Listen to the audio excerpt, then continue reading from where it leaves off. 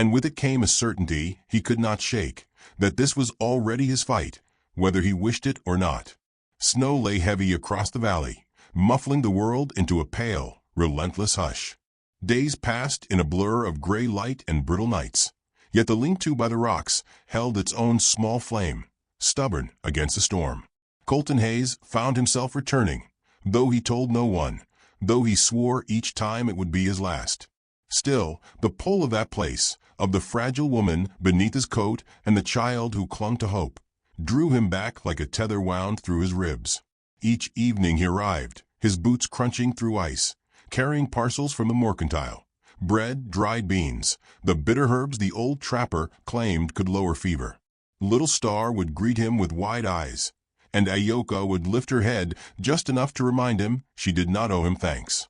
Her dignity was a wall, cracked but not fallen, and he respected it more than any word of gratitude. He tended the fire, his movements careful, deliberate, as though every small act were a prayer against the cold. He taught the child to strike flint, her laughter thin, but ringing like a bell when sparks caught the kindling. In these moments, warmth bloomed that even the harshest wind could not steal. Yet outside, Dry Creek turned colder still. Gossip traveled faster than snowmelt. Men at the saloon leaned on their elbows, drawling how Hayes had lost his mind. Women at the general store spoke in lowered voices, wondering if he'd bring shame upon himself by entangling with the squaw. Even the preacher's sermon grew pointed, alluding to unequal yokes and temptations laid by heathen hands. Sheriff Amos Grady took special pleasure in stoking the fire. He watched Colton with a predator's patience, his smirk carrying the satisfaction of a man who believed time and public scorn would break his rival. Amos had long resented Colton's wealth, his reputation, his quiet authority. Now he had found the weapon of ruin. Still Colton came. One afternoon he brought a pony, small and shaggy, its mane tangled. Little Star's gasp of wonder pierced the air. "Is it for me?" she whispered, afraid to believe. "For you to ride," Colton said, lifting her gently onto its back. His hands steadied her as the pony stepped forward, her shrieks of laughter echoing like sunlight across snow. Ayoka watched from the shelter, her eyes softening despite herself.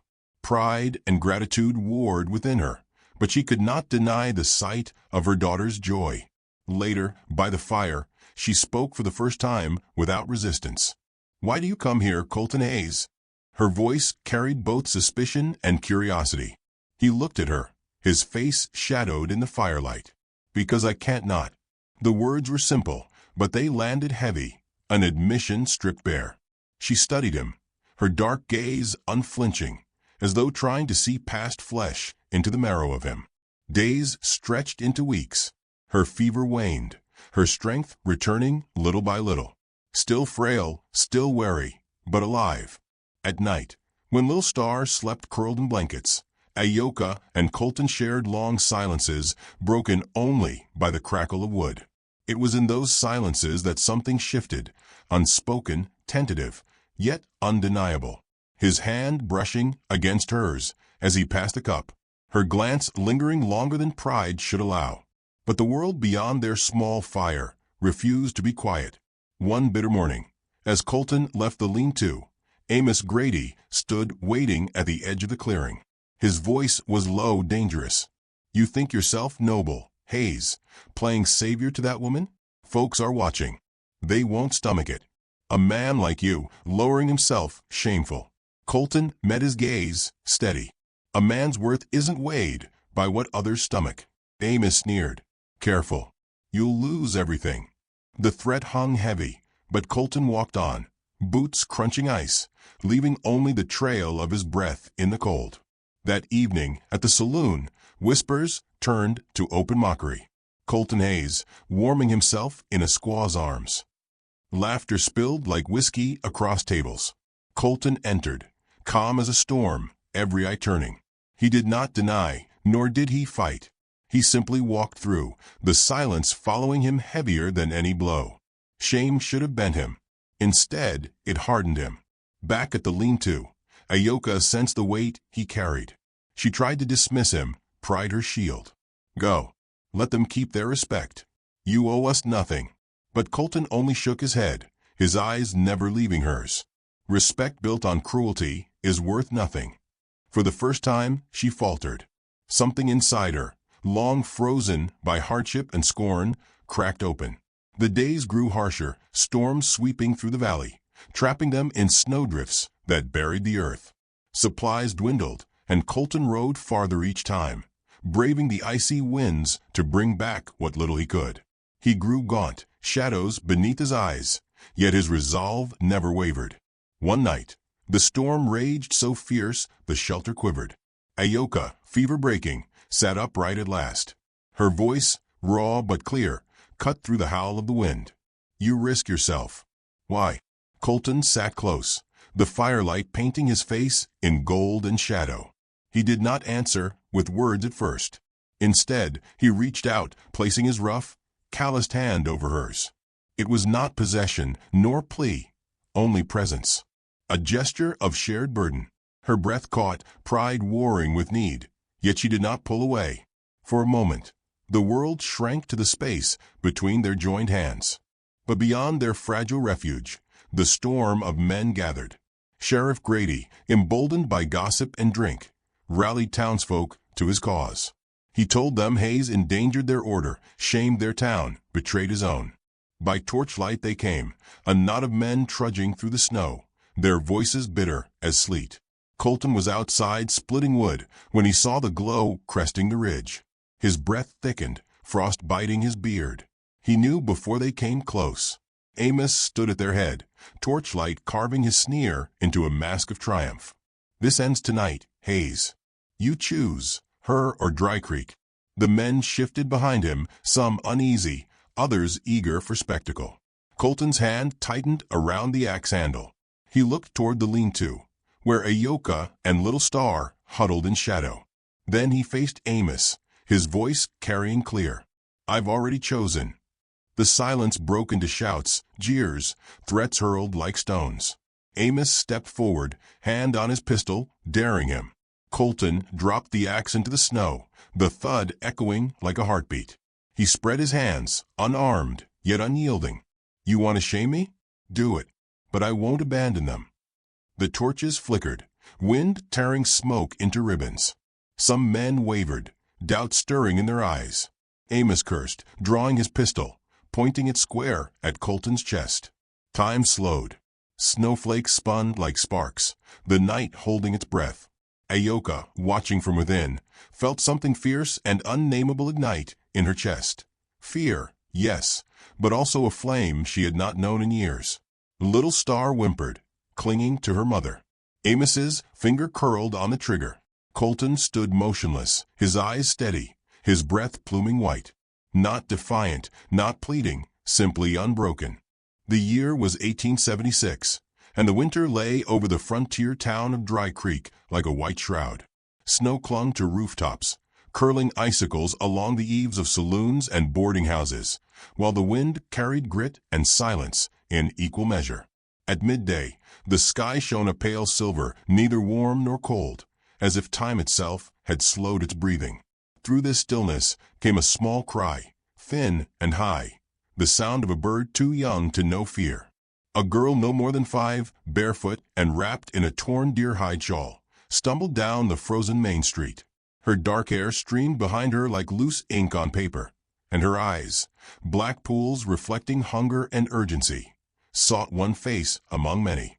"Please," she called, each word trembling like brittle glass. "Only you can save Mama." Townsfolk turned, some pausing mid-step, others muttering under their breath. Their gazes lingered on her small form, then slid away with studied indifference. Children of her kind were not welcomed in Dry Creek. She carried the shadow of her people, and no white man or woman wished that shadow upon them. Her name was Little Star, though no one here bothered to ask. From the boardwalk outside the mercantile, a man stood watching. Broad of shoulder, tall and commanding in a coat of fine wool, he was a figure the town respected, even envied. Colton Hayes, rancher, 32 years strong, wealthy, his reputation burnished by cattle herds and clean victories at the poker table. The townsfolk whispered that fortune favored him, though in truth, Solitude weighed on his life like an unseen chain. Now his blue-gray eyes fell upon the girl, and for the briefest instant something in him shifted. He saw not merely an Apache child, but the echo of his own sister's fevered cry from decades past, before sickness had hollowed her body. Little Star staggered toward him, snow burning her feet raw.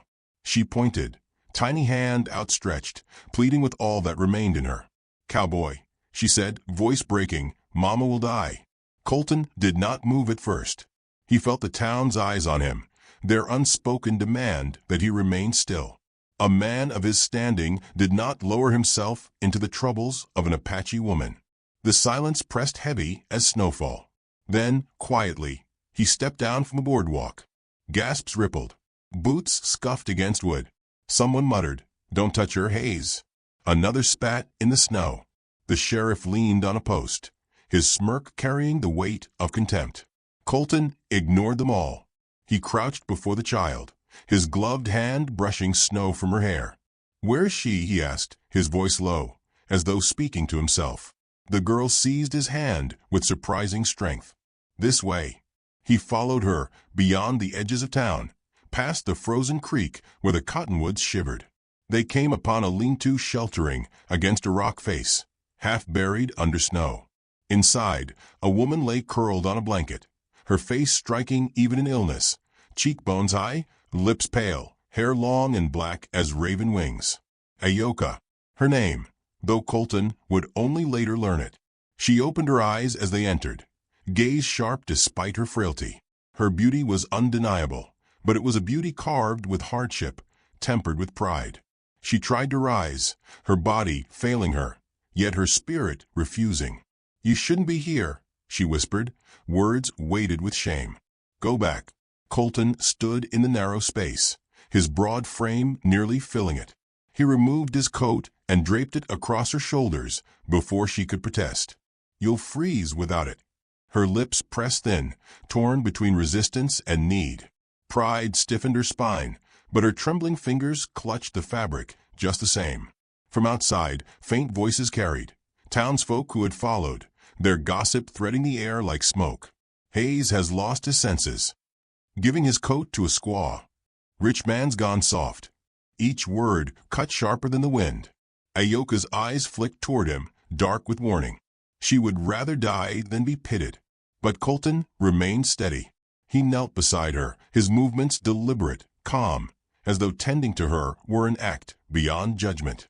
He fetched water from a jug and held it to her lips. She hesitated, then drank, eyes never leaving his face, studying him as though he were a puzzle too strange to be trusted. Little Star crouched near her mother, fingers gripping Colton's sleeve. The child's gaze carried unspoken hope, raw and fragile. When he rose again, he noticed the townsfolk retreating back toward their warmth, satisfied with their whispered verdict. Only Sheriff Amos Grady lingered at a distance, arms crossed, eyes narrowed. A bitter man, long envious of Colton's respect, Amos smirked as though cataloging this shame for later use. Colton returned his attention to Ayoka, whose breath rasped shallow, her skin burning with fever. She shifted beneath the coat, her pride a stubborn flame. "I don't need your charity." His reply came soft, almost tender. "It isn't charity to help someone stand against the cold." A silence stretched between them. Snowflakes drifted through the doorway, dissolving on the blanket at her side. Slowly, her rigid posture eased, and she allowed herself a single sigh, small as surrender, yet enough. Colton turned then to the girl. He brushed frost from her cheeks, tucking the torn shawl tighter around her shoulders. She leaned into the touch, eyes closing for just a heartbeat.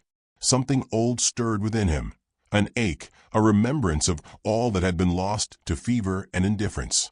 As dusk settled, the fire within the lean-to glowed faintly. Colton lingered longer than he should, sitting in quiet watch while the woman slept and the child curled near her side. The world outside was hostile, heavy with judgment, but here, in the soft crackle of firelight, another kind of silence lived, one that carried both danger and promise. He rose at last, pulling his hat low. His gaze lingered on Ayoka's face, then on Little Star's small hand clutching the edge of his coat as though unwilling to let him go. "Rest," he murmured, voice meant only for them. But when he stepped outside, the snow carried more than cold. Sheriff Amos Grady stood waiting, breath clouding in the twilight. His voice carried the weight of the town. "You regret this, Hayes," he said, slow and venomous. "This ain't your fight." Colton's jaw tightened. Behind him, through the thin walls of the lean-to, he heard the faint rasp of Ayoka's breathing, fragile as a candle flame. He looked once more at Amos, then turned away, boots crunching through snow. The winter air pressed sharp against his lungs, but the warmth of the child's hand still lingered on his sleeve. And in that heartbeat of stillness, the fire inside the lean-to roared, casting its light outward, spilling warmth against the night. It illuminated Ayoka as she rose, weak yet upright, her silhouette framed in gold. She stepped into the doorway, her voice carrying through wind and torchlight. "Then you'll have to kill me too." The word struck like a bell, reverberating into silence. Men shifted, uneasy, glancing at one another. Amos faltered, sneer faltering beneath her gaze. The torches hissed in the snow, the storm raging around them. Yet for that instant, all was still.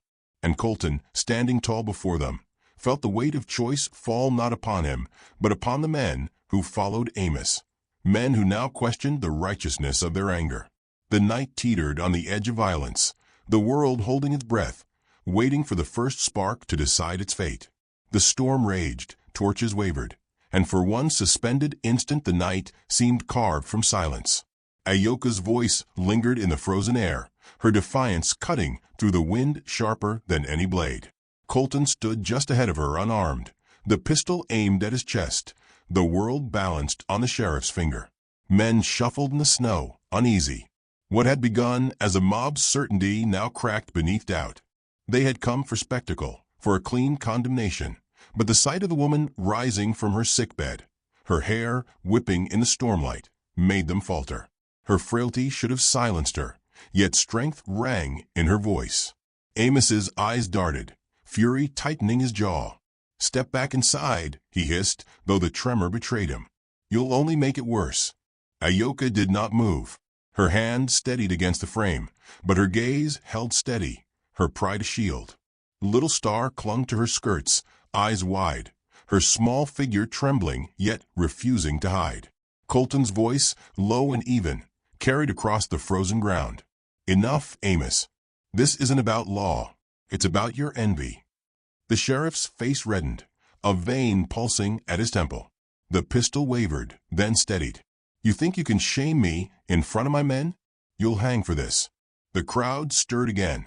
One man coughed, another shifted his torch. Doubt grew, spreading like cracks in ice. Colton did not flinch. His breath steamed in the cold, his body tall against the night.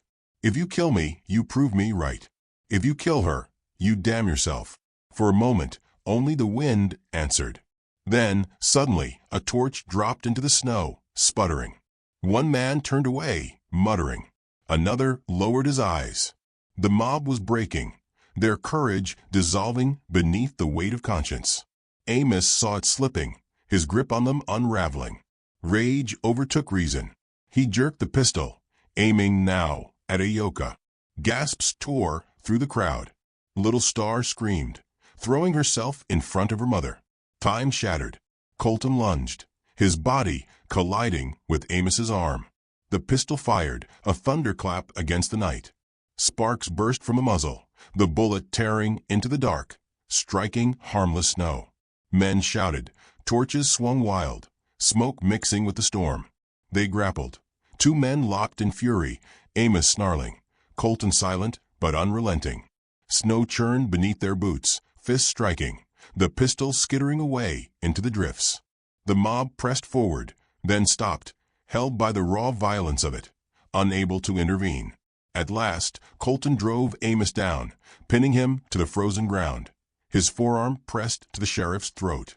Amos gasped, clawing, his pride bleeding into desperation. Colton's breath came ragged, his eyes burning not with triumph, but with weariness, with the weight of all he had chosen. He could have ended it. One more blow would silence Amos forever. But instead, Colton released him, rising with snow clinging to his coat. His voice, low and steady, carried finality. "I won't spill blood for pride.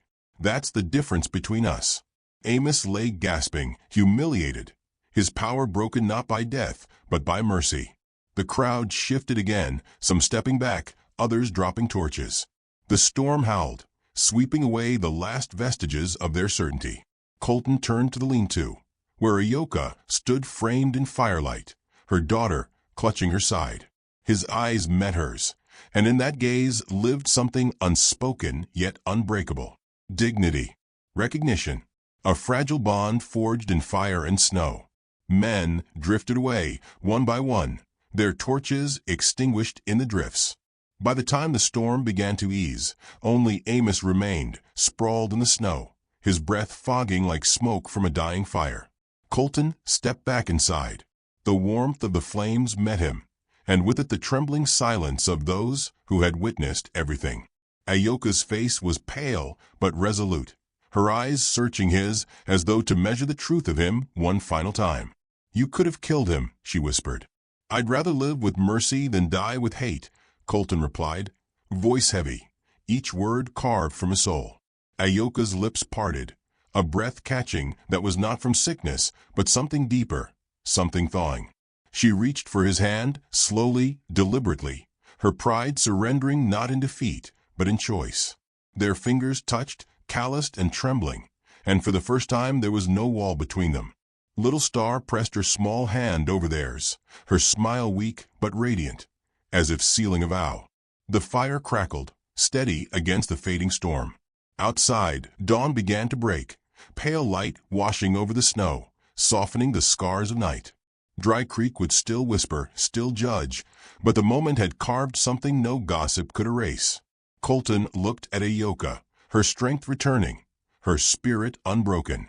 In her he saw not shame, not burden, but the quiet resilience he had sought all his life without knowing. And in that fragile dawn, with the world still uncertain, he felt the beginning of something that could outlast storms, envy, even death itself. The old soul of memory, recounting years later, would say, that was the night when pride bent to mercy, when love was not spoken but shown, when a cowboy chose to stand with those the world cast aside. And though the torches burned out and the mob dissolved into silence, the light from that small fire in the snow burned on, brighter than any judgment, warmer than any hate.